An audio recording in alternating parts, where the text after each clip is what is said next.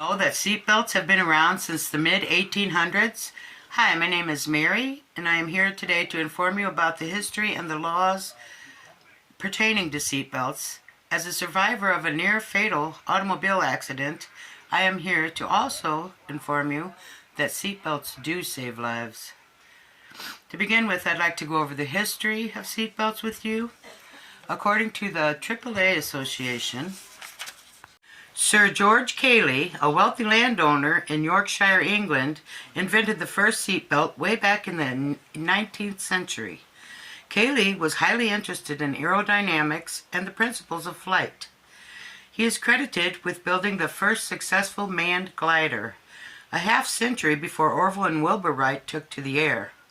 Inside the aircraft, Cayley included a lap belt to keep the pilot in place. His first test flight crash-landed, and the pilot survived.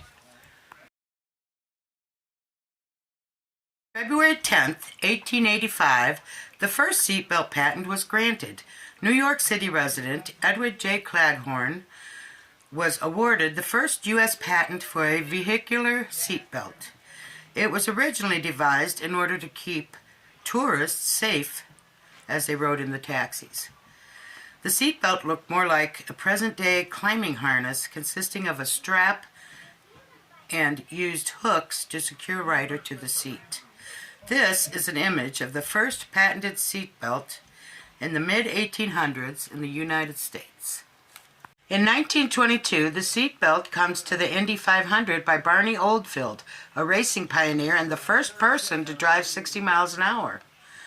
He recruited a parachute manufacturer to design a restraining harness for his Indy 500 car after seeing several drivers get hurt and even die after being ejected from their vehicles. In 1959, the three-point seatbelt is invented by Swedish engineer Niels Bohlin. He was the Volvo Car Corporation's first chief safety engineer and previously worked designing ejector seats for the fighter airplanes. The three-point seatbelt was one continuous belt that ran diagonally across the body while the other section crossed the lap, restraining both the upper and lower body. The first car to feature the three-point seatbelt was the Volvo PV544 and was quickly joined by others. Volvo allowed other manufacturers this new technology and design free of cost, all in the name of safety. At the time of his death in 2002, Volvo estimated that the three-point seatbelt saved more than 1 million lives in just 4 decades. On September 25, 1961, Wisconsin became the first state to require seatbelts be installed in the front seats of all new cars. There was no rule that the passenger had to wear them yet. In 1968, seatbelts became nationally mandated. The first federal law mandated that all new vehicles be equipped with both lap and shoulder belts. The seatbelt interlock mechanism is introduced. The National Highway Transportation and Safety Administration required all new vehicles to install a seatbelt interlock mechanism. This device prevented a car from starting until the driver's seatbelt was buckled. In 1983, seatbelts reached the Supreme Court. As the National Highway Transportation and Safety Administration required all car makers must include some sort of passive restraint that worked automatically without driver intervention and protect passengers when hitting a wall at 35 miles an hour.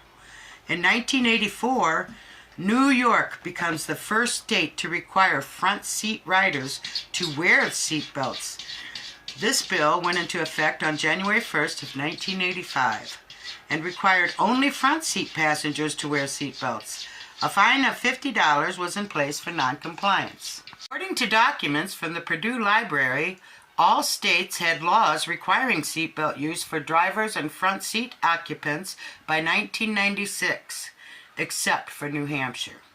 Where I live, the Indiana General Assembly passed a House bill on July 1, 2019 that required all occupants on a school bus or special purpose bus to be harnessed with a three-point lap and shoulder belt and properly fastened about the occupant's body at all times when the bus is in motion.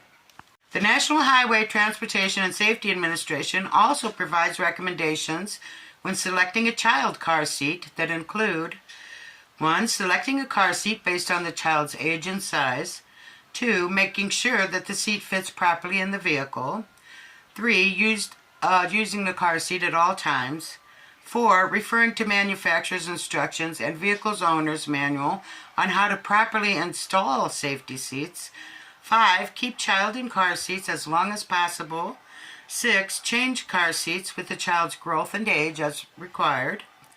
And 7. Keep child in the back seat until the age of 12. The National Highway Transportation and Safety Administration also reported that 325 children under the age of 5 was saved by car seats in 2017. Car seats and boosters provide protection for infants and children in a crash.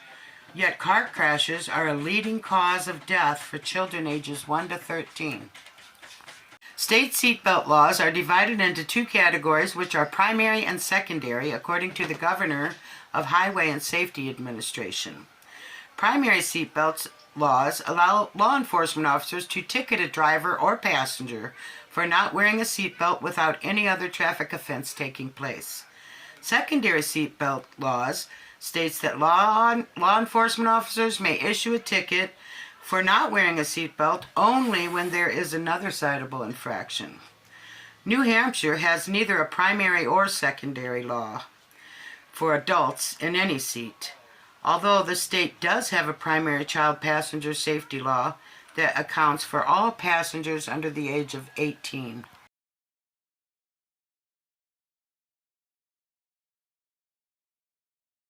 Where I live, Indiana's primary seatbelt laws went into effect on July 1st of 1987 and require seatbelts for all front and back seats, with those 8 years and younger fastened in a restraint device. A $25 fine is imposed for noncompliance. To find out if your state enacts primary or secondary seatbelt laws, you can contact the State Highway Safety Office for the state that you reside in, or the Governor's Highway Safety Administration, which lists state-by-state laws. How do seatbelts save lives, you ask? According to Everyday Health and Living, the purpose of the seatbelt is to protect the spine from a significant injury, impact, and sustaining serious injury. Seatbelts and airbags help prevent this type of injury by bracing your body against your seat and cushioning any possible impact with the steering wheel or the sides of your car. According to SafetyRestore.com, seatbelts also save lives because they prevent passengers from escaping their vehicles during severe rollover accidents. Unbuckled occupants can very easily be projected out of the rear, side, or front windows that can lead to serious bodily injury or even death. Everyday Health and Living states that out of the 22,215 passenger vehicle occupants killed in 2019, 47% of them were not wearing seatbelts. According to a study by the National Highway Transportation and Safety Administration, today, nationwide, use of seatbelts is approximately at 92% and higher than it has ever been before. There is ample room for improvement. Not only is it the law, but seatbelts do save lives, as I am living proof. Buckle up for safety.